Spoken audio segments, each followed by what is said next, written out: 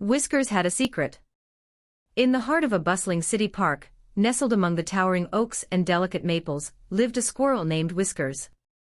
Whiskers was unlike the other squirrels who scurried about, gathering nuts and leaping from branch to branch with boundless energy.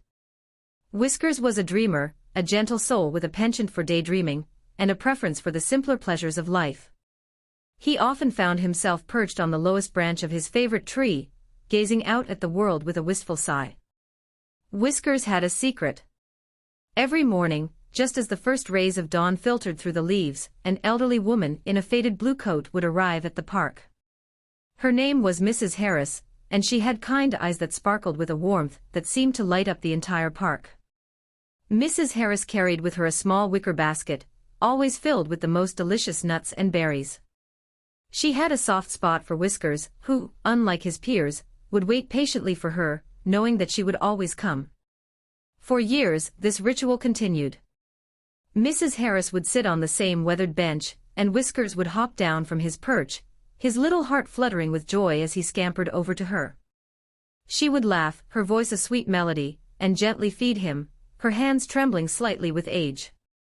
They shared a bond that was pure and unspoken, a connection that went beyond words. But as time passed, the seasons changed and the park grew colder. Mrs. Harris's visits became less frequent. Whiskers noticed the subtle shift, but he refused to believe that anything could ever come between them. He waited every morning, his bright eyes scanning the path for the familiar figure in blue. Days turned into weeks, and the weeks into months. The leaves fell and the first snow blanketed the park, yet still, Whiskers waited. One particularly frosty morning, Whiskers saw a group of people gathered around Mrs. Harris's favorite bench.